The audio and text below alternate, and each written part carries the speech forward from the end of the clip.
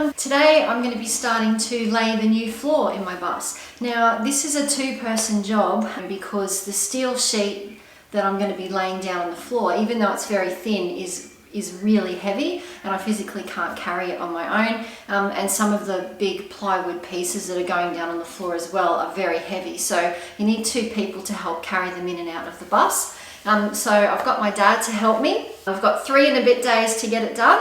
Let's see how we go.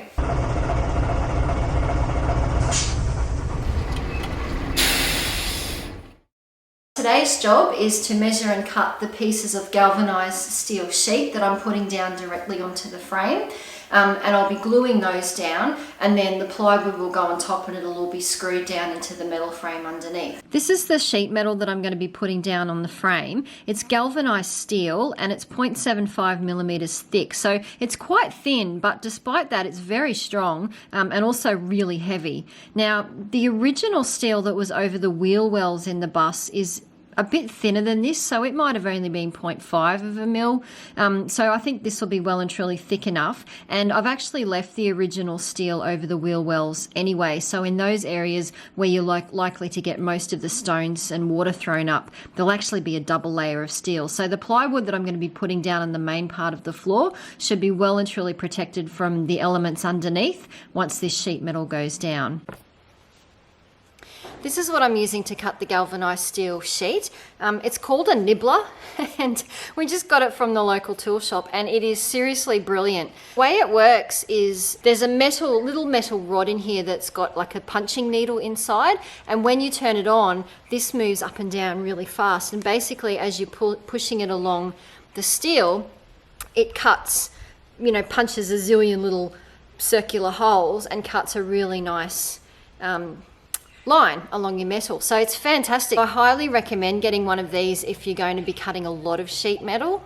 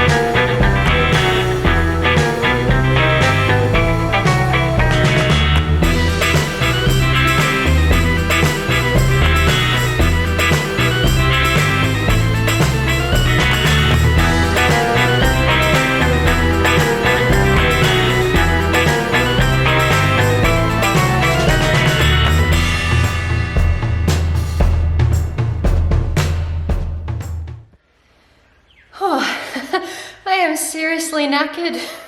It's actually really hard work pushing that nibbler, especially on the long cuts because it's quite heavy and my hands, I get trouble with my hands with arthritis and stuff and they're not that strong, so that really wears me out, and lifting the steel sheets and kind of maneuvering them into the bus was a bit tricky, so I feel like I've been hit by a truck. I'm not sure I'll be able to move tomorrow, but guys, it was so worth it.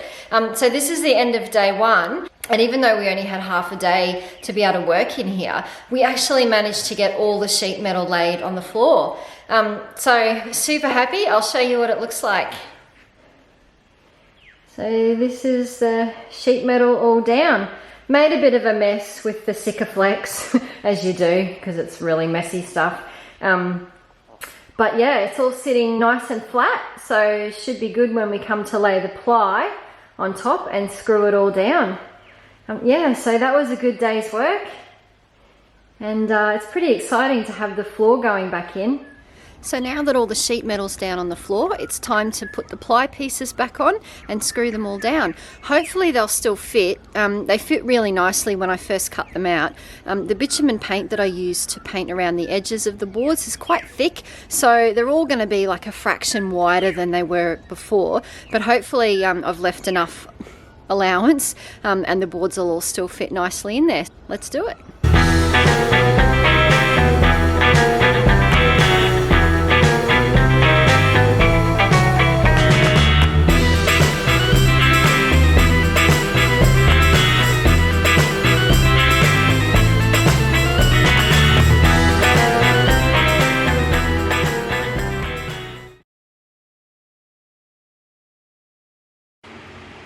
So I'm using this little bit of aluminium channel just only because it's 12 mil across here, and that's about where I want the screws to go, so about 12 and a bit mil in from the edge of the ply. So it's just a quick and easy way to mark that line with this. So mark the line first.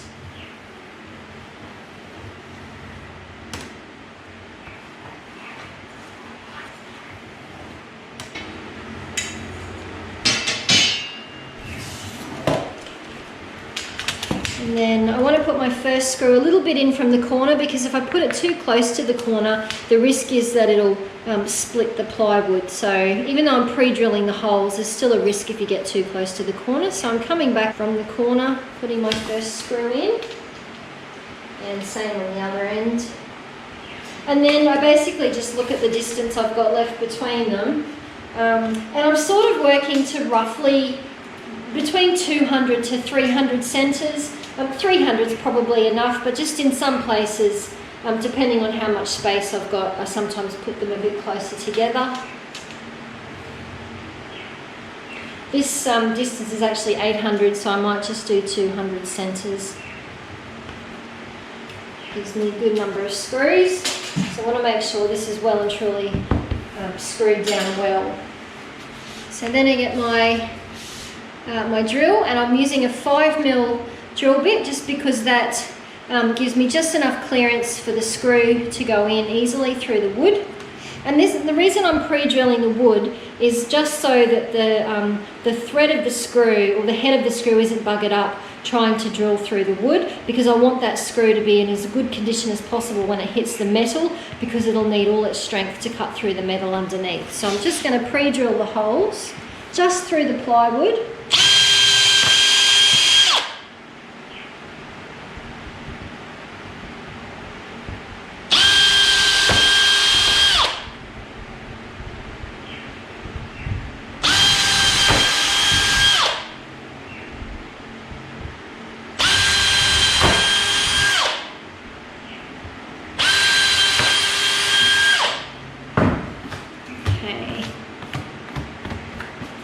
Got all my holes pre-drilled. So then I get my screw, and I'm using these galvanised self-drilling metal screws, which are pretty good. Some parts of the steel underneath this floor are a lot tougher than others, and the piece that I'm going to be drilling into here, I think, is a piece of angle, which I've found has been a little bit trickier to drill through. So we'll see how we go with this.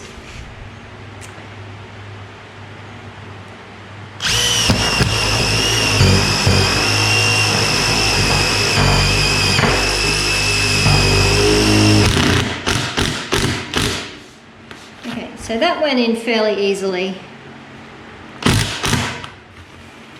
And I'm just tightening them so that the head of the screw bites into the plywood a little bit, so it's sitting below the surface, because when I come to lay my vinyl floor later on, I don't want to have bits of the screw sticking up. I've got to go around and fill all these holes later on.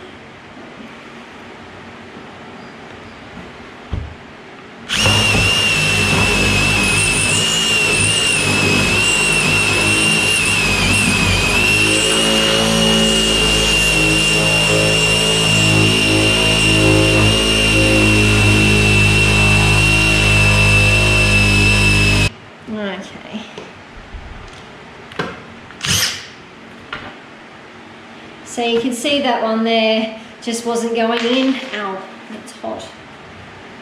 It's actually, I don't know if you can, it's really hot. I don't know if you can see this, but it's actually buggered the head of the screw.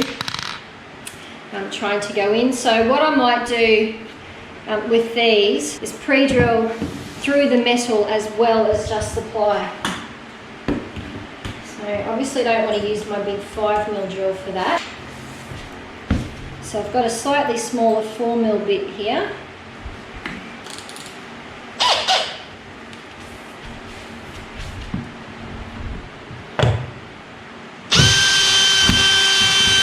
Okay, so I didn't need much.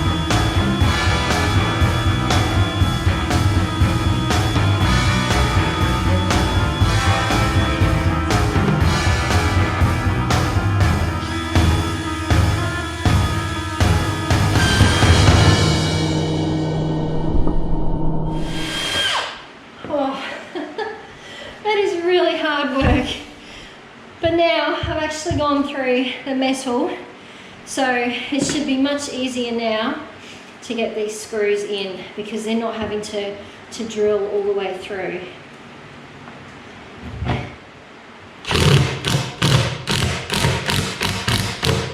There you go.